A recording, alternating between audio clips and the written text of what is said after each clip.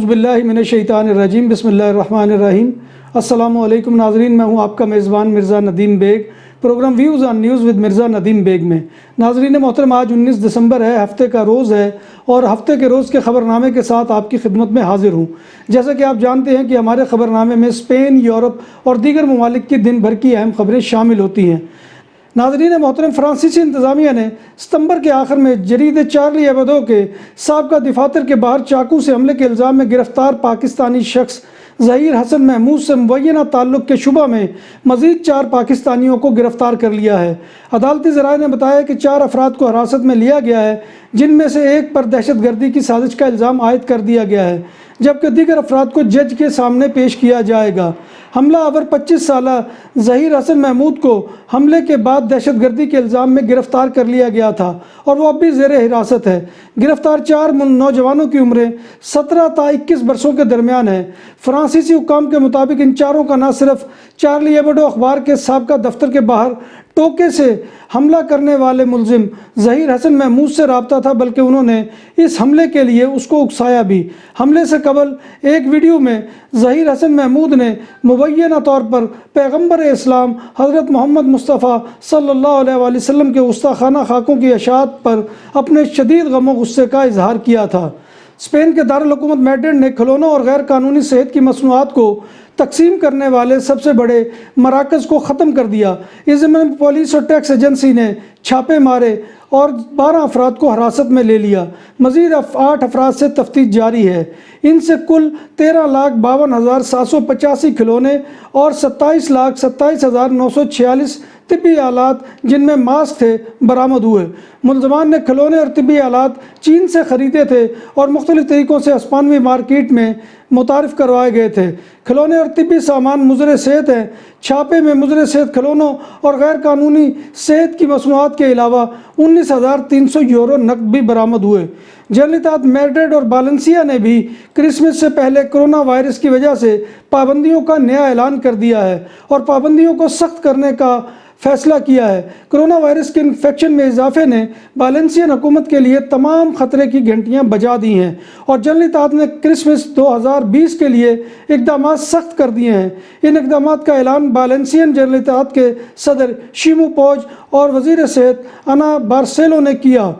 پیر تک چہل پہل یعنی آمد و رفت کا زیادہ سے زیادہ وقت 11 بجے کر دیا گیا ہے۔ ملاقاتوں میں 6 افراد کی حد ہے، یعنی اس سے زیادہ افراد جو ہے وہ ایک جگہ پر اکٹھے نہیں ہو سکتے۔ ڈائریکٹوریٹ جنرل آف ٹریفک نے نئے جرمانے کا اعلان کر دیا۔ ڈی جی ٹی کے مطابق ہیوی کوٹ کے ساتھ گاڑی چلانے کے نتیجے میں ڈرائیور کو 200 یورو کا جرمانہ ہو سکتا ہے۔ وجہ یہ ہے کہ کوٹ نقل و حرکت کو متاثر کرتا ہے۔ ڈی جی ٹی کے مطابق ہیوی کوٹ ڈرائیونگ میں خلل ڈالتا ہے اور سیٹ بیلٹ میں بھی مخل ہوتا ہے۔ الپراد دے لیوبریکت میں اینٹی ڈرگ آپریشن کے بعد پولیس کو وقفہ پڑ گیا۔ پولیس نے محلہ سانت کوسمے میں گھروں میں بھنگ کے پودوں اور 93 بجلی کے ناجائز کنکشنوں کو پکڑا۔ اس آپریشن کے بعد 50 افراد کا جتھا پولیس اسٹیشن پہنچ گیا اور پولیس اسٹیشن پر پتھراؤ شروع کر دیا اور کوڑے کے کنٹینر کو بھی جلایا۔ انہوں نے پبلک ٹرانسپورٹ اور پولیس کی گاڑیوں پر بھی پتھراؤ کیا۔ حملہ آوروں کا تعلق خیتانو قبیلے سے ہے۔ نیشو پولیس نے میڈرڈ کے شہر بایا بیردے میں ایک 16 سالہ لڑکی کو بازیاب کروایا، جس کو نشہ دے کر جسم فروشی کا دھندا کرایا جاتا تھا۔ پولیس نے کم عمر بچی کا جنسی استحصال کرنے پر 13 افراد کو گرفتار کر لیا، جس میں کم عمر لڑکی کے رشتہ دار بھی شامل ہیں۔ کم عمر لڑکی کے رشتہ داروں نے اسے نشے کا عادی بنایا اور بعد ازاں اسے جسم فروشی کرانے لگے۔ اس گروہ کے افراد نے اس کم عمر لڑکی کے جنسی استحصال کی ویڈیو بھی بنا رکھی تھی۔ لڑکی کی بہن کی رپورٹ پر پولیس نے اس گروہ کے خلاف ایکشن کیا۔ برطانیہ کے شہر بونی موت کے ہوٹل میں قتل ہونے والی 27 سالہ اسپین کے شہر والنسیا کی لڑکی کے قتل کا معمہ حل ہو گیا۔ مارتا کو کام کے دوران بے دردی سے پیٹ کر ہلاک کیا گیا تھا۔ 27 سالہ والنسیا لڑکی UK میں رہتی تھی اور ایک ہوٹل ٹریول لاج میں کام کرتی تھی۔ اس کو ہوٹل کے گودام میں قتل کیا گیا تھا۔ مارتا کو تیز دھار آلے سے قتل کیا گیا تھا۔ پولیس نے ایک 32 سالہ شخص کو اس کے قتل کے جرم میں گرفتار کر لیا ہے اور یہ شخص خود ہی مارتا کے قتل کی رپورٹ درج کرانے تھانے پہنچ گیا تھا۔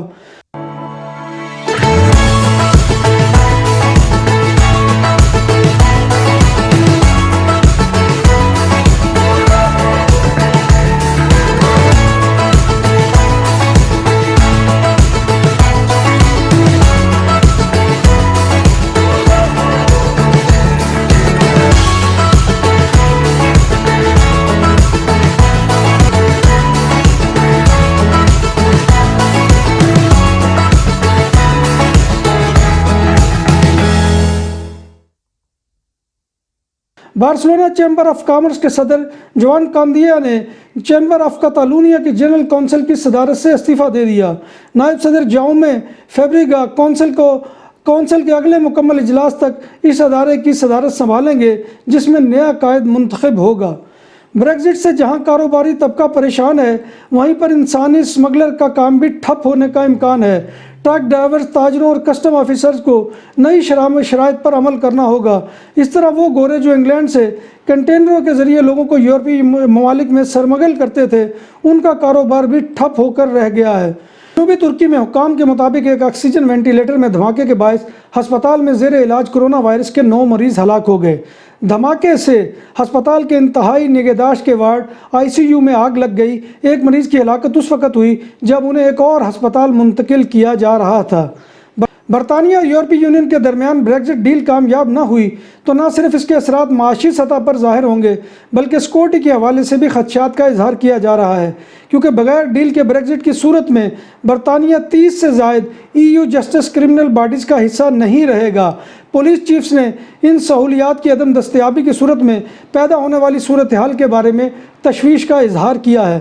تاہم فارن سیکرٹری ڈومنک راب نے ایک انٹرویو میں یہ کہہ چکے ہیں کہ بریگزٹ کے بعد برطانیہ کی سیکورٹی کو مزید بہتر بنایا جائے گا۔ 1 جنوری 2021 سے بریگزٹ منتقلی کا اختتام ہونے پر برطانوی بینکوں کو نئے اصولوں اور قوانین کی پابندی کا سامنا کرنا پڑے گا۔ یورپ میں مقیم ہزاروں برطانوی شہریوں کو بینکاری کے حوالے سے افراتفری اور مسائل کا سامنا بھی کرنا پڑ سکتا ہے۔ بریگزٹ منتقلی کی مدت ختم ہونے کے بعد قرض دہندگان کے اکاؤنٹس منسوخ اور منتقل کیے جانے پر تجاویز زیر غور ہیں۔ 31 دسمبر کے بعد برطانوی بینک اگر یورپ کی سرزمین پر کام کرنا چاہتے ہیں تو انہیں مختلف قوانین کی پابندی کا سامنا کرنا پڑے گا۔ بھارت میں 3 ہفتوں سے کسانوں کا زرعی قوانین کے خلاف احتجاج جاری ہے اور شدید سردی کے باعث اطلاعات کے مطابق 25 کسان موت کے منہ میں چلے گئے ہیں۔ میڈیا کے مطابق بھارت میں ہزاروں کی تعداد میں سراپا احتجاج کسانوں کو دنیا بھر سے سکھوں کی حمایت حاصل ہے، جو عالمی رہنماؤں پر زور ڈال رہے ہیں کہ زرعی اصلاحات کا معاملہ وزیر اعظم نریندر مودی کے ساتھ اٹھائیں۔ بھارت میں گزشتہ کئی روز سے مظاہرے میں بیٹھے کسانوں کا مسئلہ نہ حل ہونے پر سکھوں کے مذہبی پیشوا 65 سالہ رام سنگھ نے خودکشی کر لی۔ رام سنگھ نے کرنال ضلع کے علاقے نسنگ میں واقع سنگرا گاؤں میں خود کو گولی مار کر ہلاک کر دیا، جس کے بعد انہیں پانی پت کے ہسپتال لے جایا گیا، جہاں ڈاکٹرز نے ان کو مردہ قرار دیا۔